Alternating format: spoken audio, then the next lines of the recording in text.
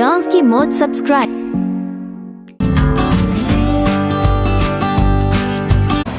તો હેલો મારી ફૂડી ફેમિલી, સ્વાગત છે તમારા બધીનું એક નવા વિડીયોની અંદર। અત્યારે હું છું માંગરોળની અંદર અને હું આવ્યો છું સોરઠ સ્વીટ્સની અંદર। અહીંયાની વાત કરવામાં આવે ને તો ભાઈ અહીંયા મસ્ત મજાનો નારિયેળનો હલવો બનાવવામાં આવે છે, જે લીલા નારિયેળનો હલવો અને માંગરોળનો પ્રખ્યાત હલવો જે કઈ રીતે બને, જે પૂરેપૂરી રેસીપી પૂરેપૂરી ડિટેલ સાથે તમને આ વિડીયોમાં માહિતી મળવાની છે।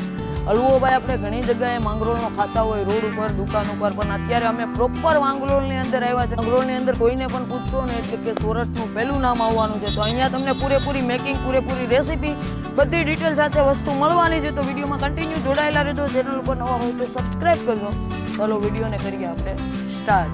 અત્યારે આપણી સાથે છે અહીંયાના ઓનર ભાઈ સાથે આપણે વાત કરશું ને બધી ડિટેલ સાહેબ પાસે લઈશું। સાહેબ પહેલા તમારું નામ જો? સોહિલભાઈ।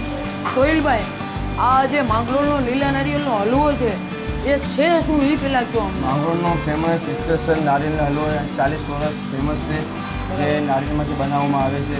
નારિયેળ, માવો, ઘી અને ખાંડ, એ 40 વર્ષથી માંગરોળનો ફેમસ નારિયેળનો હલવો કહેવામાં આવે છે। નેચરલ આવે, ફરાળી આવે, તમે ઉપવાસમાંથી ખાઈ શકો, કોઈ ભેળસેળ, એસેસ, કલર કોઈ વસ્તુ ના આવે। 40 વર્ષથી ફેમસ કહેવામાં આવે છે। અને આપણી શોપ પણ છે Honda showroom, bypass, Dwarka highway. એ બી તમારે 24 કલાક ગમે ત્યારે આવો, દુકાન ખુલ્લી જ રહેશે, ગમે ત્યારે તમે મંગાવી શકો। કોઈને સર્વિસ પર તમે આપણે મોકલાવી જ છે, હોમ ડિલિવરી કરી આપશું, ઓલ ઇન્ડિયા મળી જશે। અને કોઈને જો લગ્ન પ્રસંગ કે પાર્ટીમાં લગ્ન ઓર્ડર પ્રસંગમાં તમારે જોઈએ તો તમારે લગ્ન પ્રસંગમાં તમારે મળી જશે। બરાબર। જે ભાઈનો સ્ક્રીન ઉપર આપણે નંબર નાખી દઈશું, તમારે 1 દિવસ 2 દિવસ પહેલાં કોલ કરી દેવો, જેથી કરીને એ લોકો બધું ઉગાડી દે। બરાબર। અને મારે એ જાણવું છે કે આ હલવો અહીંયા બને એવો બીજે ક્યાંય કેમ નથી બનતો? અહીં જે બને માંગરોળની ધરતી ઉપર જે નારિયેળનો હલવો બને છે, એ બીજી તમે જગ્યાએ બનાવો તો અહીં જેવો ટેસ્ટ તમને ના મળે।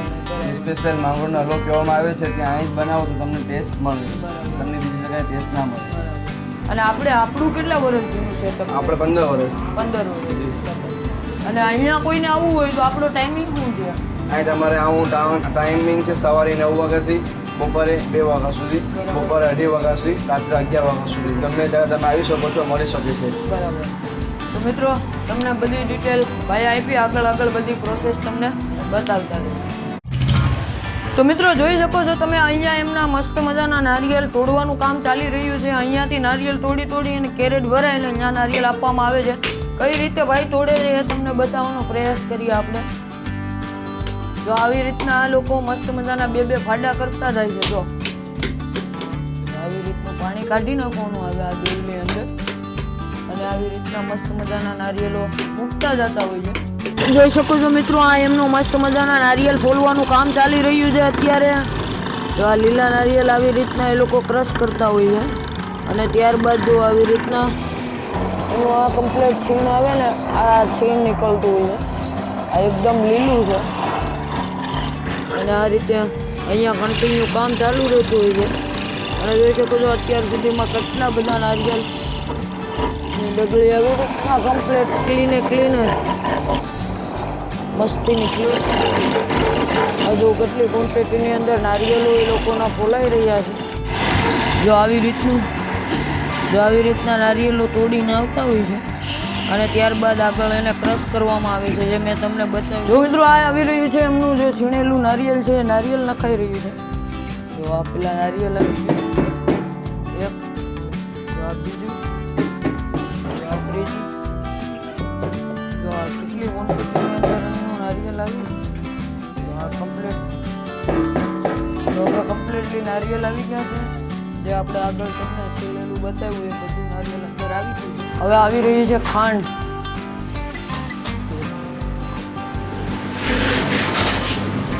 એટલું નારિયેળ છે અંદાજે બધી જ ખાંડ આવી જાય.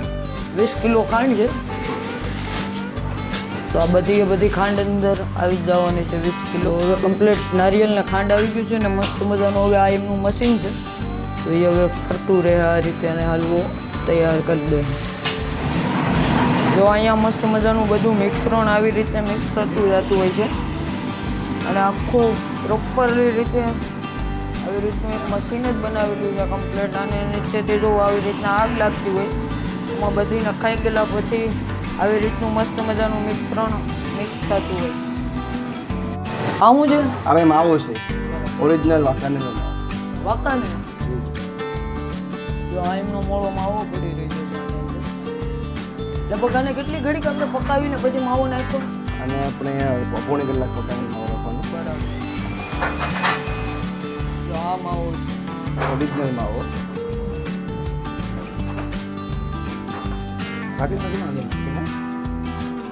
જો આવી રીતનું જો આમાં મસ્ત મજાનો હવે માવો મિક્સ થઈ રહ્યો છે. જો આ એમનું ઘી પડી રહ્યું છે.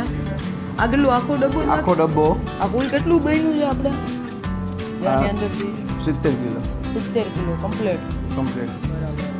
જો મિત્રો હવે એકદમ લબાલબ મસ્ત મજાનો તૈયાર થઈ ગયો છે ને કલર પણ એકદમ નેચરલ જે આવવાનો તો એ આવી ગયો છે. આની અંદર કોઈ પણ જાતનો કલરનો યુઝ કરવામાં નથી આવ્યો. પ્રોપર ઘી નાખી દીધું છે. તો હવે આ એલચી હું જ નાખી દઉં જેથી 2 ચમચી આની અંદર એલચી આવે એટલે આનું કામ પૂરું છે. નેચરલ ટેક્સચર આવી ગયું છે કમ્પ્લીટ ને કમ્પ્લીટ. જો હવે મસ્ત મજાનો હલવો કમ્પ્લીટ પાકી ગયો છે ને હવે એને આ ટોપિયાની અંદર ઠલવવામાં આવી રહ્યું છે.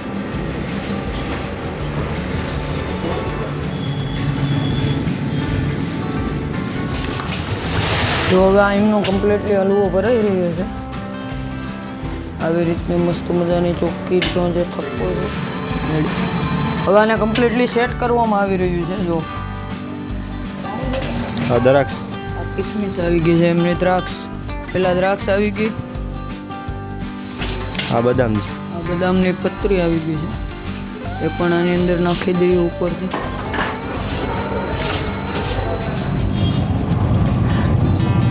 તો મિત્રો જોઈ શકો છો એમનો મસ્ત મજાનો ગરમા ગરમ હલવો આવી ગયો છે. લાઈવે લાઈવ જે વસ્તુ જે આખી પ્રોસેસ તમને બતાવી છે ત્યારબાદ આવું ટેક્સચર તમારા ઘર સુધી પહોંચતા હલવો આવી રીતનો બની જતો હોય છે. એકદમ ગરમા ગરમ છે એટલે કે ફૂલ જ ગરમ છે પ્રોપરલી. જો તમને બતાવું એકદમ મેશ થયેલો મસ્ત મજાનું બધું વસ્તુનું મિશ્રણ. હવે હું ટેસ્ટ કરીને તમને જણાવું.